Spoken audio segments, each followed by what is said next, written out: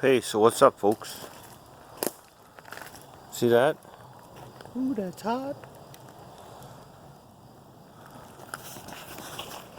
Making myself some homemade charcoal. If you ever seen that or not, I don't know. I run out of charcoal, and once I made my own last year, I can't stand using store-bought, even Kingsford. I don't. Oh, got a putrid smell when you're using your own. So all I did was I went online, learned how. That's a little 30-gallon drum. Pop some holes in the back, on the bottom. Well, put the lid on it, clamp it down. Put some, it's all kiln dried hardwood that I had laying in the shop that got wet, stained, whatever, and I cut it up in little chunks. Put it in there, you invert it, build a fire around it. It gets that so hot that it'll it'll gasify the wood, or pyrolyze, I can't remember the name for it, but anyways, that's what's going on in there. You see there's no smoke right now.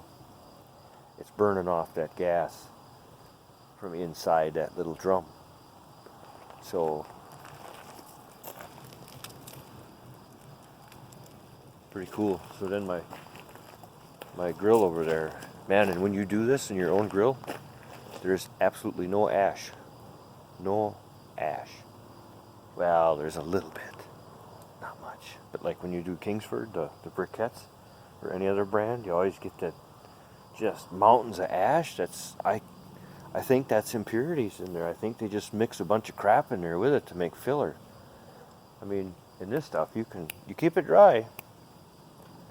She'll light with a match. Like, you don't need lighter fluid, nothing. Do a little research, try it out yourself. It's cool. It's cool beans, man. Matter of fact, that's what I'm having for lunch, some beans and some bratwurst. That won't cool off till probably tomorrow or tonight. It's supposed to storm here this afternoon. I'm out in the woods by my favorite place to hang out. Been kind of neglected this year. Haven't been out here that often. I mean, I'm out here daily, but yeah. A little while ago, I was out here tending the fire, and there was two fawns. Future meat for the fridge. Two fawns, yearlings. No spots. About 20 yards away, and I was just standing here and I walking around, and they sitting there flapping their tails, and they didn't get spooked. Of course, I wasn't talking to the camera, but it was pretty cool. I don't know if the mama's kicked him away from her already, or what the scoop is, because she wasn't around. But the other day I come out here too, and there was a nice 8-point buck standing there, and I just walked into the cabin and I watched through the window, and he just stayed right there. They get used to that. You know, me coming out here, I come out here every day,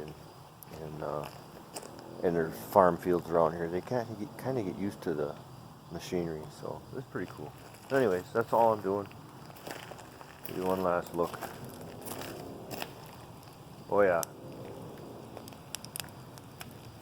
She's about done, so we'll talk to you later. Thanks for watching.